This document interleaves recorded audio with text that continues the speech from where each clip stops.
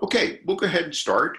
First of all, thank you everybody for joining. This is quite a privilege to have people get up at 9 o'clock and look at their electronic devices on a Sunday morning. I don't know who wants to do that, but I appreciate that, and I know the bells appreciate it. So let's hope we have no technical issues here, and we'll go ahead and do this.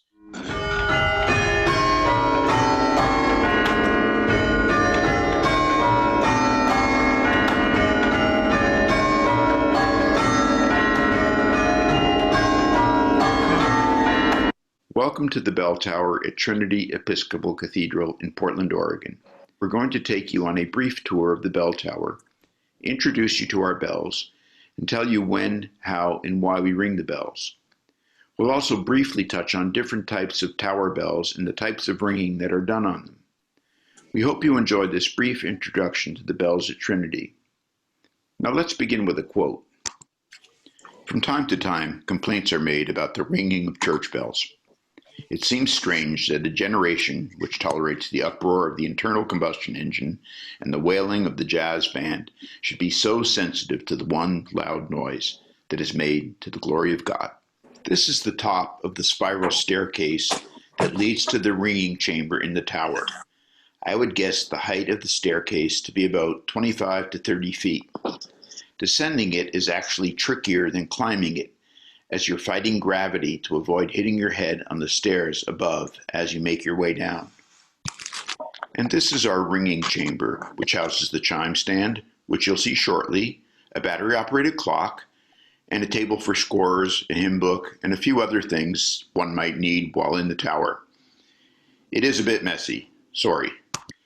This is another view of the ringing chamber, showing the ladder that leads to the bell chamber. My guess is that the bell chamber is another 30 feet above, and the climb is completely vertical. Climbing this ladder is actually not allowed except for repair or maintenance of the bells and the roofing structure above. And this is a view of the bell chamber from the top of the ladder, albeit a poor one, showing a couple of the 9 bells that live up there.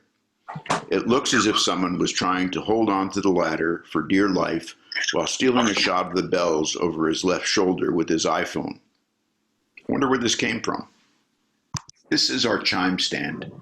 We have 9 bells, the F tenor up to the F treble, with a B flat and an E flat and an E natural. We can thus play tunes in the keys of F and B flat, provided there are no accidentals other than E flat and F and E natural in B flat, respectively. Technically, Trinity's bells are a chime, not a carillon, as it has fewer than 23 bells. More about this later. The chime stand has wooden levers, each of which tugs on a cable which is attached to an external clapper for each bell. The bells are stationary. Only the clapper moves. You might be wondering why there is a sock over the E flat, lever 3 from the right. Some of our more musically sophisticated ringers use the sock to mark the accidental, positioning it over the E flat when playing in the key of F, or placing it over the E natural when playing in the key of B flat. Others, such as I, simply leave it in place to mark the E flat. The light above the chime stand represents the only electrical power available in our bell tower. It is dark when playing on Christmas Eve. This is a close-up of our chime levers. We typically play hymn tunes for about 15 minutes prior to our 10 a.m. Eucharist on Sunday mornings from about 9:35 to 9:50, so as not to interfere with the organ preludes just prior to the service. We try to play the tunes of the hymns that are scheduled for the day, if they have them in our bell music book. If not, we play things that are appropriate for the day and for the liturgical season. Some of us also bring changes following the organ postlude after the service, but never during Lent. Did I say changes? We'll explain that in a minute. I could talk for hours about changes, but I promise I won't. We also play on Christmas Eve, Christmas Day, at the Easter Vigil, and on Easter morning. One might ask why we play. There are at least as many reasons as there are bell ringers. One reason is because we can. We have the bells. Some have indicated that playing the bells is a means of spreading peace and joy beyond the cathedral to the surrounding neighborhood and, metaphorically, to the world beyond, regardless of one's set of beliefs or tradition. I personally play because ringing provides me with a profound sense of gratitude. Gratitude for the bells, for the cathedral, and for life generally. Trinity's chime was produced by the Manili Foundry in Troy, New York in 1905. This excerpt from an index of Manili chimes and carillons is in date order, and it's available on the internet. If you were to click on the 1905 entry for Portland, you would get this page on Trinity's chime, which has all sorts of great information. This article appeared in a publication called The Living Church in 1905.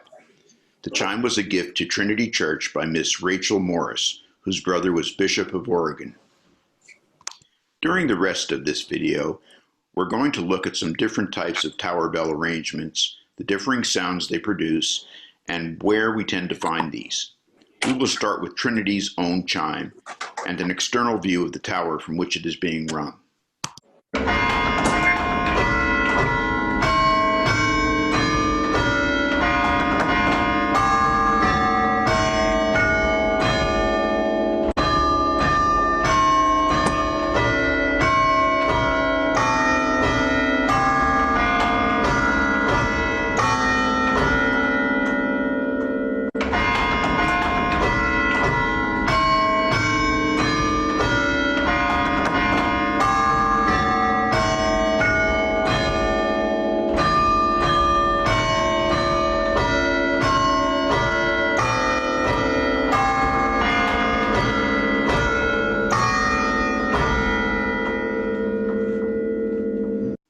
It's fun to think of a carillon as an organ that plays bells instead of forcing air through pipes, but the similarities are really very few, and a carillon lacks the various possibilities for timbre and sound variety of the organ.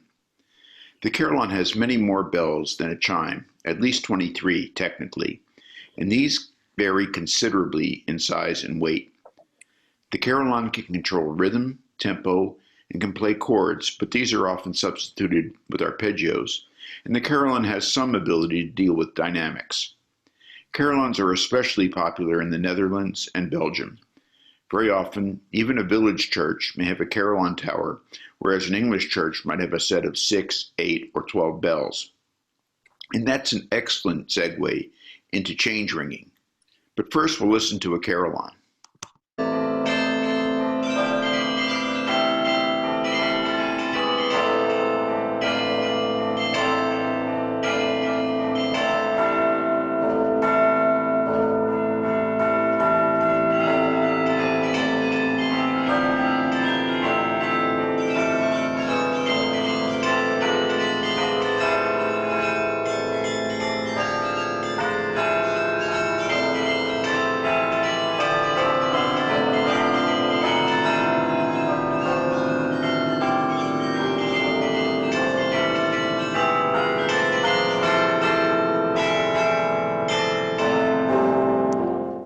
With bells, as with most other things, the English approach things a bit differently. But first, another quote. "The art of change ringing is peculiar to the English, and like most English peculiarities, unintelligible to the rest of the world. To the musical Belgian, for example, it appears that the proper thing to do with a carefully tuned ring of bells is to play a tune upon it. By the English campanologist, the playing of tunes is considered to be a childish game, only fit for foreigners. The proper use of bells is to work out mathematical permutations and combinations. When he speaks of the music of the bells, he does not mean musicians' music, still less what the ordinary man calls music. To the ordinary man, in fact, the pealing of bells is a monotonous jangle and nuisance, tolerable only when mitigated by remote distance and sentimental association." Change ringing began in England in the 17th century. Change ringing caught on in former Commonwealth countries and to a small degree in the US, but it remains rare in continental Europe and non-Anglophone countries. If you've ever seen a TV or movie production of a drama that takes place in the English countryside, you've likely heard change ringing, probably occurring after a church service, a wedding, or some other celebration. Change ringing always begins with sequences of a descending major scale, known as rounds. There is a person per bell in change ringing, and each is rung in sequence, and the sequence is repeated until it changes. The changes in change ringing occur by swapping the order of two adjacent bells for a sequence. Each ringer concentrates on which bell he or she must follow when it's his or her turn to ring. Ringing requires intense concentration. The bells are mounted on wheels with a rope attached to the wheel. When the rope is pulled, the bell is rung by the wheels turning almost a full 360 degrees. This is known as full circle ringing. Ringers cannot control pitch, harmony, tempo, or rhythm, but do have some control over how quickly their bell will ring after the preceding bell by lessening the actual arc through which the wheel turns. This is done by pulling the rope back, the backstroke, before the bell has reached its almost full 360-degree arc. A team of people, each ringing one bell, play a long sequence of permutations without any repetitions. They use no written score, so they're following an algorithm for generating permutations in their head. With n notes, there are n factorial sequences in which you can play them. So with these 10 bells, there are over 3 million possible orders, and it would take months to play them all. Change ringing proceeds by memorization of the sequence of changes to be rung, called a method. This is known as method ringing. Alternatively, changes occur by having a caller call out the swap that is to occur on the next ring. This is known as call ringing. Let's listen to a well-known sequence known as Cambridge Surprise Major and listen for the change that the caller calls out. This is a well-known method, but a caller does call out when the ringers are to switch from simply ringing rounds to ringing the actual permutations. You'll hear that.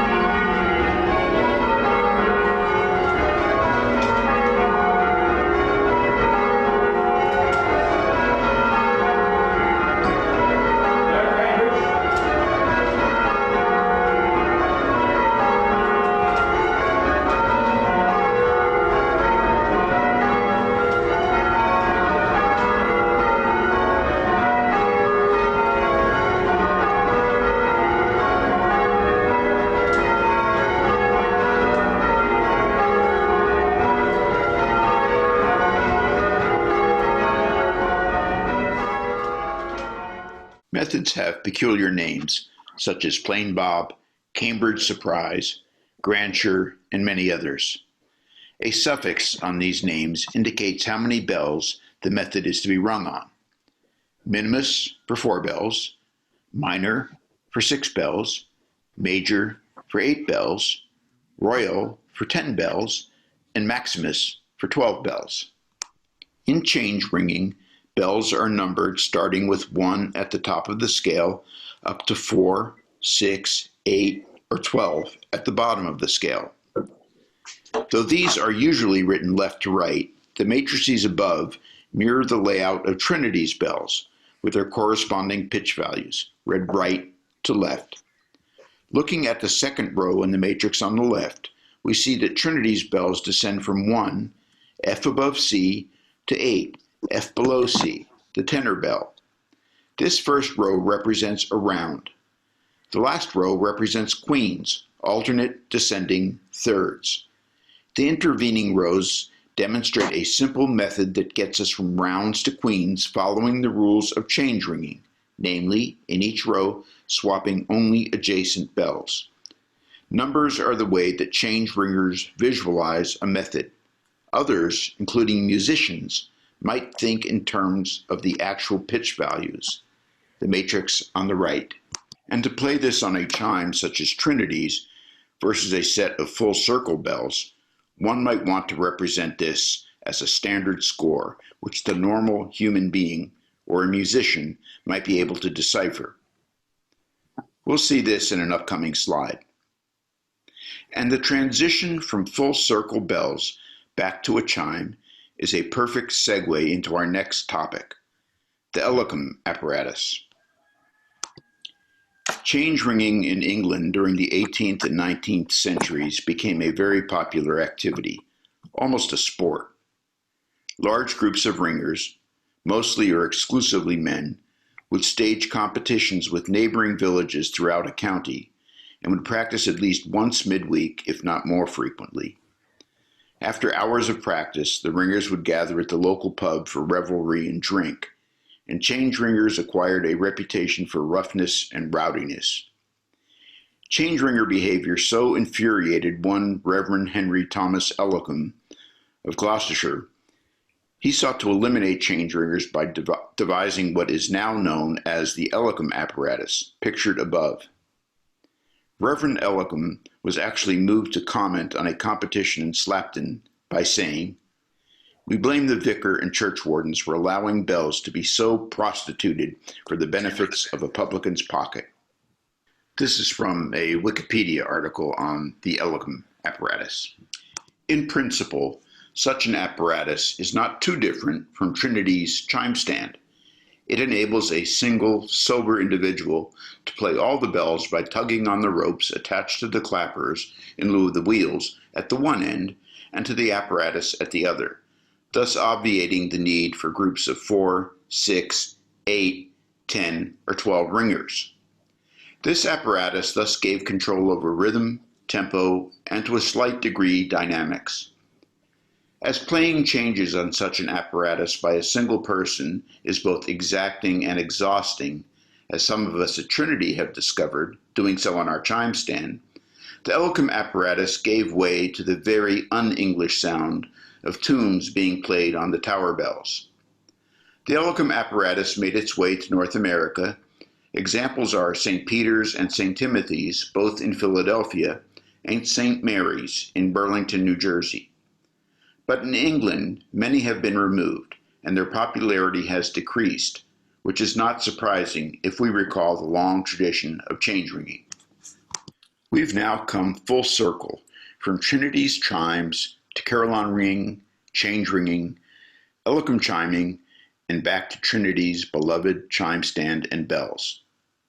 Before we close, we'd like to give you a sampling of what change ringing simulation actually sounds like on our bells.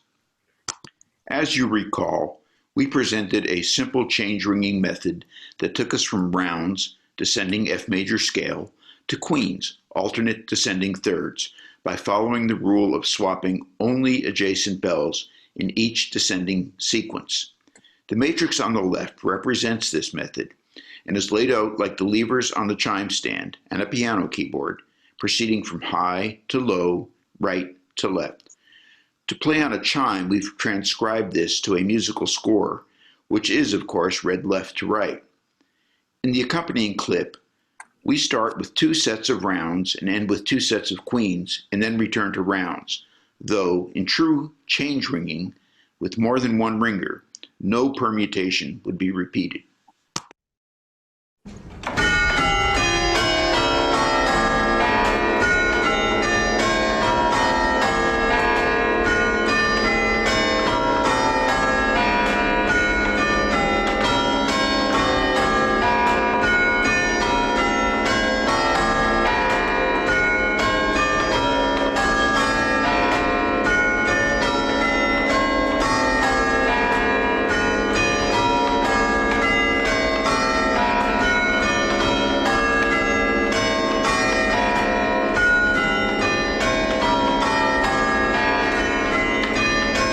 We hope you have enjoyed this brief tour of the bell tower at Trinity Episcopal Cathedral in Portland, Oregon. We certainly enjoyed sharing it with you, and we hope you'll get to come listen to our bells played some Sunday morning prior to the 10 o'clock Eucharist. And if you'd enjoy learning more about English bell ringing, I recommend searching for a YouTube video entitled Bells of Cambridge, featuring conductor and composer Charles Hazelwood. I think you'll find it both informative and entertaining.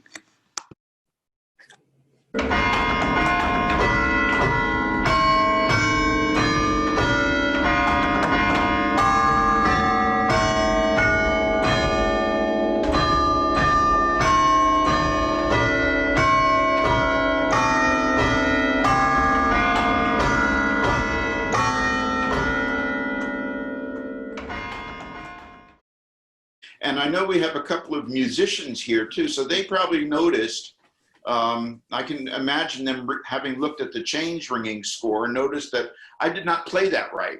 But because we're not in the cathedral, I mean, it sounds, nobody who, listens to it would notice that unless you're following the score. But in the cathedral, we couldn't go back into the cathedral and correct it. So we have to live with that until we can correct it. But I guess the main point of having that played on our chime for you was to show you how different changes really sound on a full set of full circle bells as opposed to trying to do that on a chime stand. And it's physically exhausting on a chime stand. I was going to say, I had no idea what a workout it was.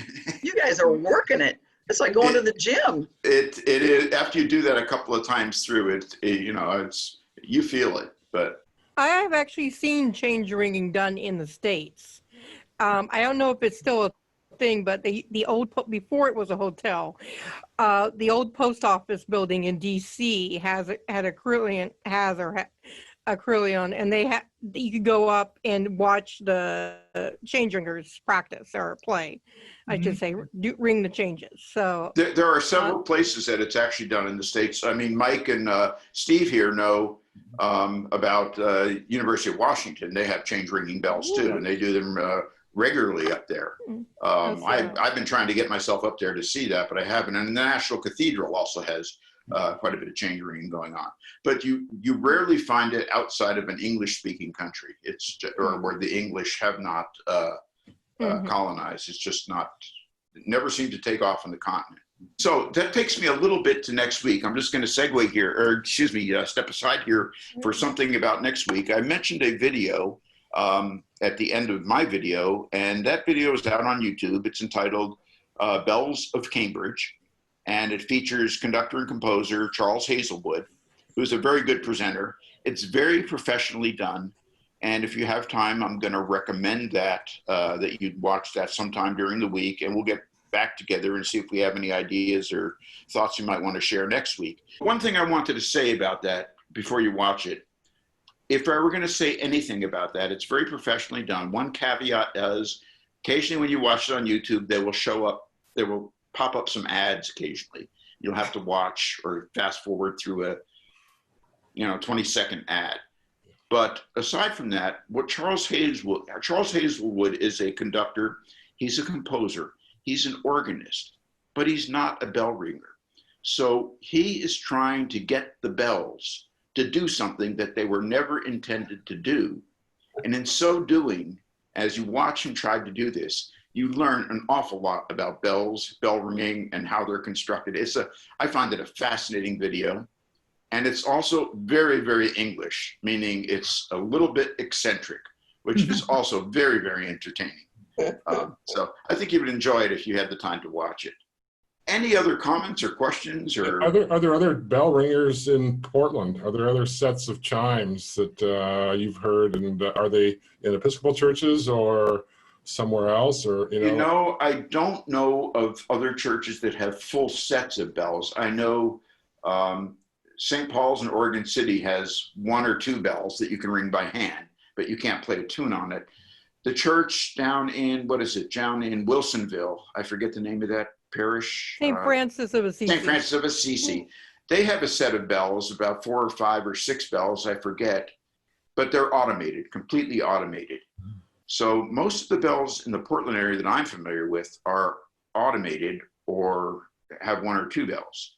Trinity has one of the few sets that I'm familiar with where you can actually play you know, you have a whole full octave of bells on there and you can play tunes. Now, at the Catholic Church right down the street from us, the cathedral, you'll hear that their bells ring sometime, but they're completely automated, and they only chime the hour and a couple of prayer times. You'll hear the bells sound there, but they do not play tunes on them. But you actually, if you look up at that tower sometime when you're coming out of church, you can see the bells swinging. It's quite interesting to see. It's a huge set of bells there. I think they have 2 or 3 up there, but completely automated, as I say. Well, we have the best example of the English Gothic revival architecture in Portland, and that's Trinity Cathedral. So this just adds to it, the genuineness of that by having a set of chimes. Yeah, it's really nice to have that chime there. And actually, right before this pandemic struck us, we had been talking about actually doing some bell tower tours, like maybe 8 people at a time, which is what we were told we'd be allowed to do, and take people up in the bell tower if they're interested. But then, you know what happened? So this hit us, and that's why the presentation hit us too, because of that. So we went up there virtually, but sometime you'll be able to go up there in actuality. When I was junior warden, I got around every part of the building except above the chancel and into the bell tower. I didn't want to do that ladder. That was just frightening. It is, and I know somebody, I think, Barbara, you, I think, mentioned you have some pics from that. I think your pics are actually better than mine, and I would like to get some better pics of that bell tower. But I'll tell you, the day I decided to take a picture of it, I just climbed up there, and I was at the top of that ladder trying to balance my iPhone, and it was just, that's all I could do, and I did not want to risk it. I got to do it in England, in I think it was Windsor Cathedral, and it was a demonstration. I was there on a choir tour, and they do change ringing, and they took us all up to the room where they do that and let us pull on the ropes and, you know, do a demonstration of all of it. You know, and of course people could hear the mess we were making while we were doing it, but it was very cool. And I think it was Windsor Cathedral. I think it was our first tour, and it was very neat. And it's always tricky to get up to those choir rooms and the bell ringing rooms. Just like it looks like it's very tricky to get up 2 hours. I did that once. Tell us how you practice. What? You can't practice silently, can you? No. You always practice out loud. Actually, yeah. Maybe you can, I don't know. There is a way that I've seen that some church towers actually set their bells up for practice, and you'll see that in the video. It requires going up and putting little jackets on the clappers. Somebody has to climb up in the bell tower and do that, so you can practice during the week and not have neighbors complain. I did that once in Cork, in Ireland, at St. Finbarr's. We went up to the tower. You paid 50 pence, and I played "Oh Susanna" on the bells. The University of Washington also has an electronic device that simulates the sound when bell ringers are practicing. So they can silence the bells, but simulate the sound. Yeah, that's great. Yeah, I have to get myself up there and see that. It's Jan, you had you have your hand raised. Yeah, a couple of, try to get my pose right holding the laptop. But when I was in college in Dallas, the Catholic Cathedral finally built their bell tower. They never had built originally at the parish there, Our Lady of Guadalupe, the cathedral parish for the Catholic diocese. And they put in chimes like we have. I don't know if it's automated or manual like ours, but back when Bud Thurston was the dean, there used to be tours up to the console, not up the ladder, but up the spiral stairs. Right, yeah. And I remember we'd go up and you get to ring one of the or push down one of the wood pieces, the keys, I guess, or handles. Levers, yeah, the levers. Levers, yeah. Yeah. And then where I was confirmed at Grace Astoria, they have a bell, and the thing was like after church, each week, like a different person, whoever would get to ring it, and if there was something special like a birthday or anniversary or confirmation, you got to ring the bell. So there were 3 of us, so we took turns. But that was one of the things I was going to say about bells, one of the frustrating things is I mean, some of us practice during the week and we find a slot where we don't think we're going to be too disruptive, but you never are really practicing the bells because somebody will always hear you. So those mistakes you make during the week are almost as painful as the ones you make on Sundays, and you want to avoid them on Sundays if you can. But you always, somebody else might not notice it, but the person playing the bells always notices their mistakes. So. And I have a question for Bob Hadlow about our bells. As I understand it, one of them used to be a cannon, and then it was in the previous building, and then it got put into the chimes. Well, I think that was the Ben Stark bell. Ben Stark provided the land for Trinity and was a mover and shaker early on in Portland. Yeah, it was in the earlier churches, but I think they recast the metal and created maybe the tenor bell for the current set. And Bob, so I think that's it. I have to check with Dale on that. I think that's, as I recall, that was the story. I'm gonna let us prepare for Eucharist now, so I'm gonna adjourn this meeting. But I want to thank everybody for their time and for coming. And if you get a chance to watch that other video, Bells of Cambridge, I recommend it. And we'll see some of you next week. Thanks very much for coming.